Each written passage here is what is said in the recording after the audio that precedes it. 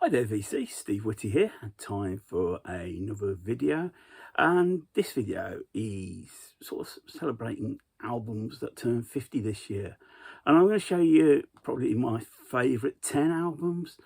They're in no particular order except for the last one, which I will identify as my favourite album of 1974. Before I start on that, I just again want to say a big thank you. I've had some more new subscribers. I'm pleased to see that. I do appreciate the fact that you take your time, your busy schedules, lives, to have a few, even if it's only just a few seconds of my video. So yeah, big thank you one and all. Anyhow, back to my favourite 10 albums of 1974, or favourite albums that turn 50 this year. I haven't decided on the title yet, but hey ho, let's crack on with the first one. Now, this might come as a surprise to some people, but I've gone for Kiss Hotter Than Hell, and I've gone over the debut album, which was also released in 1974. And the reason I've really gone for it was probably the one I heard this before I heard the debut. And I know people will say the songs are better on the debut, and it's a better sounding album, where this is slightly underproduced. The production lets this album down. It's produced by the same people. But yeah, no, I've always gone for this album. I love the fact that they try to make it look like a Japanese import, so you've got the Japanese writing on here. But if you go to the songs itself, Got to Choose is probably one of my favourite Kiss songs of all time. Parasite, which was a nice staple at that time. Could do about Going Blind. I'm 93 or 16, and I do believe that the co-writer ended up in jail for advance with underage girls, I think. What's his name? He was in Wicked Lester. I think it's Stephen Coronel. I think he was in Wicked Lester with Paul Stanley and Gene Simmons. Hotter Than Hell. Let Me Go Rock and Roll. It's a good side one of an album. All the way, a bit poppy. Watching You. Mainline again, another pop song. Coming Home, I've always liked, and I think I was so pleased they resurrected that on the Unplugged. And then Strange Wise, I really love that. That's a damn heavy song, that is. So yeah, I just always found this album to be my favourite of the two Kiss albums released that year. Next, Mott the Hoople, their album The Hoople. This features Luther Grosvenor, who for I think under Island Records pressure, I think they still owned his contract, wouldn't allow him to use his name, so he ended up with the moniker Ariel Bender. You also got in here Dale Griffin, Ian Hunter, Oren Watts and Morgan Fisher. Album produced by Hunter, Griffin and Watts, arranged by Hunter. This would be the last album to feature Ian Hunter. So you open up with the golden age of rock and roll, Marionettes, Alice, Crash Street Kids. Then side 2, Born Like 58, Trudy Song, Pearl and Roy, brackets England, Through the Looking Glass and the Imperious Roll Away the Stone. Yeah, this is just a wonderful album. You know, it's an album that any band would be pleased to finish their career on. Though, as I mentioned in my December Finest video, they did morph into Mott after Hunter left. 10cc Chic Music, the second album. The band started to come into their own, production wise, ideas wise. I think felt confident after the success of Donna, and particularly Rubber Bullets, which was a #1 single for them. The album contains the singles Wall Street Shuffle and Silly Love, but you've got The Worst Band in the World, Hotel, Old Wild Men, Clockwork Creek, Somewhere in Hollywood, Baron Samedi, Sacroiliac, and Oh Effendi. This really is really good. You could see the band growing. Next year you will be looking at the original soundtrack, but yeah, absolutely wonderful album.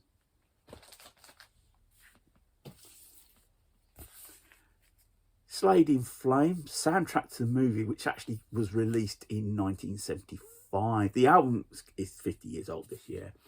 I've just been reading a wonderful book called Whatever Happened to Slade, and they do feature this period quite a lot. This was a band that sort of wanted to put, particularly Jimmy Lee, wanted to put, push themselves musically. And you've got this on this album. You've got The Imperious Far, Far Away, which was a #2 single. You know, Standing on the Corner, Them Kind of Monkeys Can't Swing. Okay, Yesterday Was Yesterday, This Girl, Heaven Knows, Summer Song, So Far Good, Lay It Down. But the highlight of this album is the song How Does It Feel, which was released as a single. It's just got everything on it. It opens the film. It's just wonderful, wonderful. You know, Dave Hill's guitar playing is wonderful. You know, Jimmy Lee. It comes from an old piano riff that he had standing there as a kid. It's a shame it only reached number 11. Maybe they started to lose their audience at this point. Maybe they wanted more Squeeze Me, Please Me. But this is just wonderful. It's a great album. The film, if you've never seen Slade in Flame, I'd recommend it. It is the best rock movie ever, by far. Hard Day's Night, it's not. It's quite bleak, and that's probably what put people off at the time. It's one of these albums and movies that have grown up. Its reputation has grown over time. A band who made a big change in '74 were Thin Lizzy. Eric Bell left towards the end of '73 under the pressure. They obviously had a big hit with Whiskey in the Jar, never followed it up. So they, Phil Lynott and Brian Downey, particularly Phil Lynott, went back to the drawing board and recruited not one but two lead guitarists in Scott Gorham and Brian Robertson. And this album's the first album. And you've got stuff here that sort of harks back to the sort of early Thin Lizzy, but it was shifting it towards the twin guitar attack, which everyone knows and loves. It took them a few albums before it really, the success came. But on here, She Knows, Nightlife, It's Only Money, The Imperious Still in Love with You, which was a live staple throughout the career. Frankie Carroll, Showdown, Banshee, Philomena, that's his mum. Shalala, which you get Brian Downey doing a tremendous solo, and it's fading out. It fades out, and you just wonder if he's playing the 20-minute drum solo. And he says, "Well, we only need to use the first couple of minutes of it," and it ends with Dear Heart. Absolutely, it was a band that knew, particularly Phil Lynott, knew the direction the band was going, and you know, few consequent albums sort of followed up on that formula. An album which has gained a bit of a cult following over the years, and it's Gene Clark's No Other. The album came about, the Byrds did a reunion album in '73, which was released on Asylum, and what came through on that the best performances came from Gene Clark. So David Geffen, who offered him a contract to produce an album. However,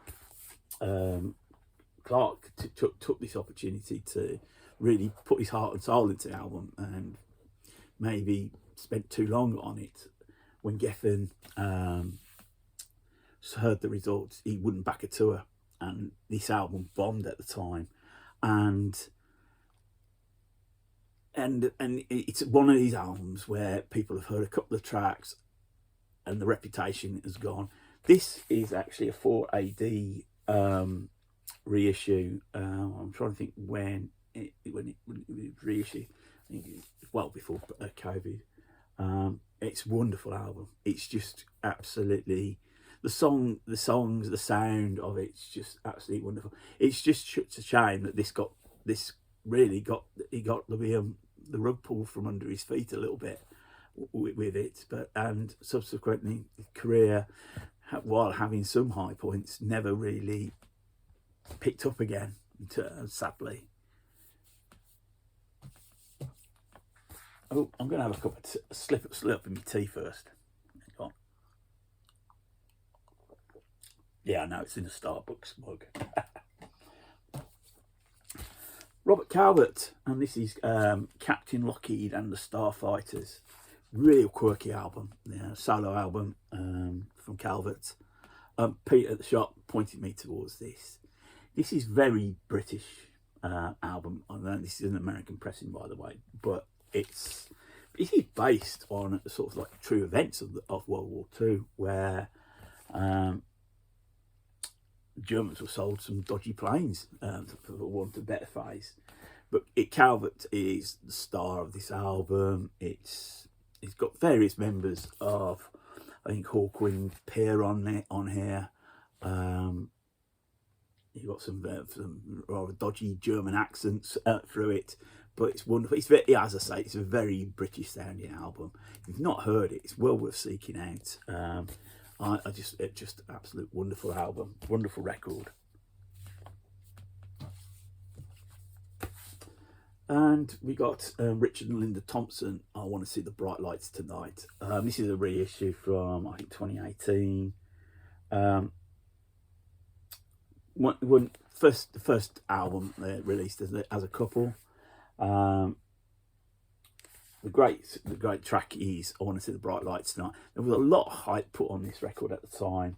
It didn't do well, which unfortunately, though they kept on going. This is really, I think, the hype. That and Shoot Out the Lights are probably the highlights of their career. But this is just wonderful. When I Get to the Border, the Cavalry Cross, Withered and Died. As I say, the title track probably is the best track on here. It's my favourite track on here. When Down Where the Drunkards Roll, we sing Hallelujah. Has He Got a Friend for Me? The Little Beggar Girl, The End of the Rainbow, The Great Valerio. Yeah, it's got Simon Nichols on here on dulcimer. You've got Trevor Lucas, he's on here as well. You've also got the brass band, silver band, the CWS silver band, which appears on I want to See the Bright Lights Tonight. Wonderful album. It's just up there. Should be celebrated more. I know people eulogise about Richard Thompson. He's a great guitar player, but I think as a pair, it just worked. So obviously, sadly, they divorced in '82, and that was it. That was that. Queen, Sheer Heart Attack. I've got a really soft spot for this album. Might have mentioned this before. When my dad passed away, I was given some money and I went to my local WH Smith's. They were still selling tapes and records, and I bought a couple of tapes. One of them was this, Sheer Heart Attack. And it's possibly my favourite Queen album. I know this album like the back of my hand. It's wonderful. Brighton Rock, Killer Queen, 10-Minute Funster, Flick of the Wrist, Lily of the Valley, Now I'm Here, In the Lap of the Gods, Stone Cold Crazy. You could see that might be the birth of thrash there. Dear Friends, Misfire, Bring Back Leroy Brown, She Makes Me, In the Lap of the Gods Revisited. It's just wonderful, and it to me highlights what early Queen was. So many different styles, a bit of camp, a bit of musical, a bit of rock, and when it rocks, some sort of pop. Killer Queen's just an immaculate pop song. I've always will have the soft spot for this album. However, it isn't my favourite album of 1974. It's Sparks, Kimono and House, and it's in such high regard. I hold this album. It's in my top 3 albums of all time. Where it sits, it depends on the mood I'm in. I'm of a certain age to remember when Sparks first appeared on Top of the Pops, miming to This Town Ain't Big Enough for the both of us, and God, the a Ferrari, partly because of Ron Mail's Hitler Tash in his slick back hair. His hair was more slick back then. And he stared at the audience. And that was quite, and the fact he looked like that was quite shocking. I mean, we're talking an album 50 years ago, but it was less than 30 years ago from the end of World War II. It was a menace. He had a look of menace, which totally, have you ever heard him being interviewed? Totally belies the character really is. But it was just that strong an image. And then you compare that to Russell, who looked like the pop star in the band, and you could see why they took off. They were very popular. Russell, popular with the young girls at the time.